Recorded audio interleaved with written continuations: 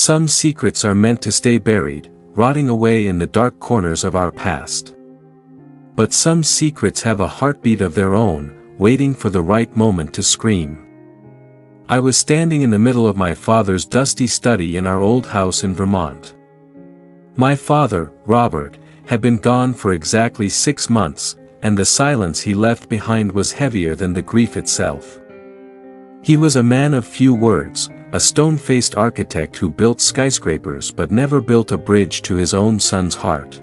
I was clearing out a locked mahogany desk when I found it, not a letter, not a diary, but a hand-drawn map tucked inside a hollowed-out book of local history.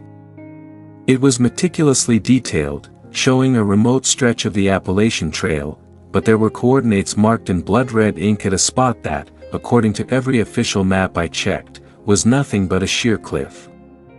The most chilling part wasn't the map itself, but the note taped to the back in my father's frantic, jagged script. I didn't lose him in the fire. I gave him away to save him. If you are strong enough to find this place, Lucas, you might finally find your brother.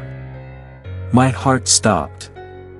My brother, Noah, had supposedly died 25 years ago in a tragic house fire. I looked at the coordinates again. Noah didn't die. My father had lied to me for half my life. The world I thought I knew began to dissolve into a nightmare of betrayal and hidden truths. Growing up with Robert was like living in a beautiful museum where you weren't allowed to touch anything. He was successful, respected, and cold. After the fire that took my mother and Noah, he became a shadow. I was only 7 back then. I remember the smoke, the heat, and my father dragging me out of the window. I remember him telling me that Noah was gone, that the flames had been too fast. I spent 25 years mourning a brother I thought was ashes. I grew up feeling like I was never enough to fill the void Noah left behind. Every time I looked at my father, I saw a man mourning a perfect son, leaving me with the scraps of his attention. We lived in a suburban neighborhood where everything looked perfect on the outside, white picket fences and manicured lawns, but inside our house, the air was always thin, starved of affection. My father would spend hours in this study, staring at blank blueprints, his eyes vacant. I used to think he was designing buildings, but now I realized he was designing a prison for his own secrets. As I studied the map, I realized it wasn't just a location, it was a timeline. There were dates marked along the trail, points where my father had apparently traveled every year on the anniversary of the fire. He had been visiting someone, or something, all this time. The map spoke of a debt, a mistake in a massive construction project that led to a threat against our family. The fire wasn't an accident. It was a warning from men like Samuel, a high-stakes investor with a dark reputation.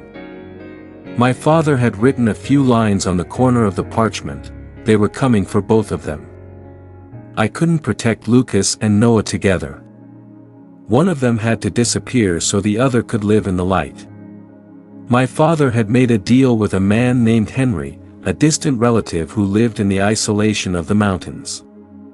He staged Noah's death. He let the world believe his youngest son was dead so that the people hunting him would stop looking. He chose to live a lie, to bear the weight of a son's hatred and a brother's grief, just to keep a toddler safe in a world that didn't know he existed. Couldn't stay in that house a second longer. I packed a bag, the map tucked tightly under my arm, and drove toward the mountains. My mind was a whirlwind of anger and desperate hope.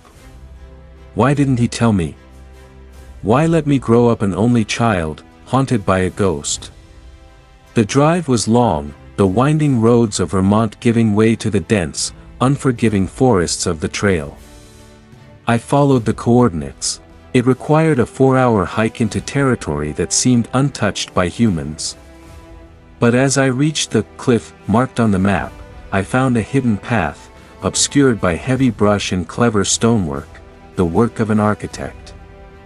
It led down into a small, secluded valley that was invisible from the main trail. There, nestled against the rock, was a simple cottage. An older man was chopping wood outside. It was Henry. He looked at me, and his axe dropped to the ground. He didn't have to ask who I was. I looked exactly like my father did 30 years ago. He told me this day might come, Henry whispered, his voice cracking like dry wood.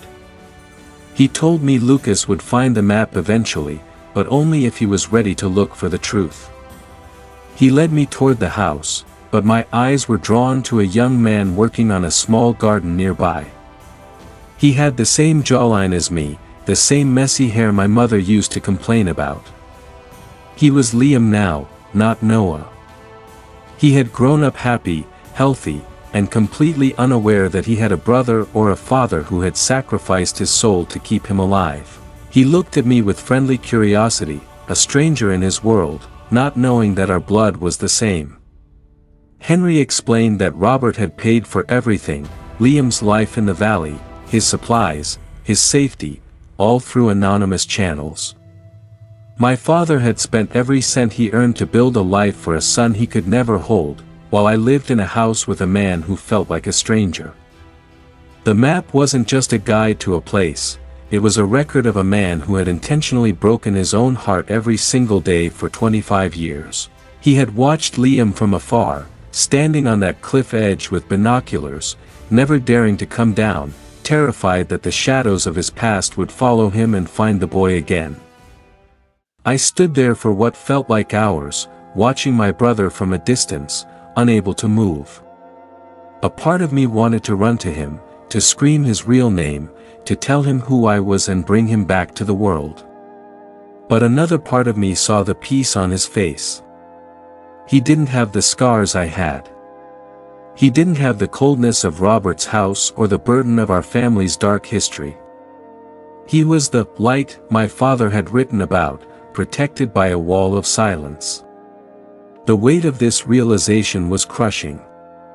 I thought about all those years I spent thinking my father was a cold, unfeeling man. I remembered the times I tried to make him proud, only to be met with a distant stare. I realized now that his distance was a defense mechanism. If he had let his guard down, even for a moment, the truth would have spilled out. He had carried the secret of Noah, of Liam, like a burning coal in his hand, never letting go, never complaining, even as it turned his heart to ash. He chose to be the villain in my life so that he could be the silent savior in Noah's. I sat on a wooden bench with Henry, looking at the journal entries my father had left with him. One entry from 5 years ago stood out: Lucas is graduating today. I want to tell him. I want to tell him he has a brother. But if I tell him, I put a target on both their backs. I must remain the stone. I must let Lucas hate the architect so he can love the life he has. The sheer loneliness of that sentence made my chest ache. My father had stood at my graduation, looking at me with what I thought was disappointment, but it was actually the agony of a man who couldn't share his greatest joy or his deepest pain. Every 60 seconds I spent in that valley, another layer of my father's architectural plan for our lives was revealed.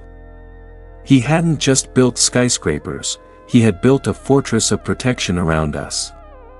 He had lived a life of total emotional isolation, surrounded by people who respected him but no one who truly knew him. He died alone in that study, surrounded by his maps and his secrets, probably still wondering if he had done the right thing. The tragedy wasn't just the fire, it was the 25 years of silence that followed. I didn't tell Liam the truth that day. I stood near him, helped him carry a crate of vegetables, and looked into his eyes that were so full of life and so empty of the trauma I carried. I decided to let him keep his peace. My father had paid too high a price for that peace for me to ruin it in a moment of selfish need. I realized that bringing Liam back to our world would only bring the shadows back to him. I left a note for Henry, telling him that I knew, and that I would protect this secret just as my father had. The drive back to Vermont was different. The silence in the car wasn't empty anymore, it was full of understanding. When I walked back into my father's house, I didn't see a cold museum. I saw a sanctuary. I sat at his desk and traced the lines of the map one last time before burning it in the fireplace. The flames licked the paper, turning the coordinates to ash, ensuring that the hidden valley would remain hidden forever. Life is not always about the truths we tell, sometimes, it's about the lies we live to protect the people we love. My father, Robert, was a man who lived a lie for 25 years so his sons could have a future.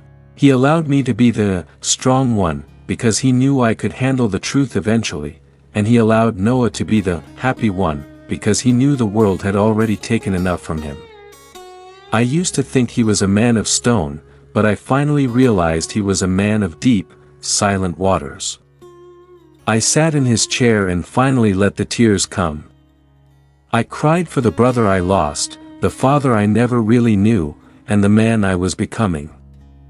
Forgiveness isn't about forgetting what happened, it's about understanding the why behind the pain. My father was an architect of the soul, building a foundation of safety on a ground of sacrifice. I forgive you, Dad. I finally understand the silence, and I will carry the weight of it from here. I am no longer the son of a cold man, I am the son of a hero who wore the mask of a stranger. Sometimes the greatest act of love is being the villain in your own story so that those you love can remain the heroes in theirs.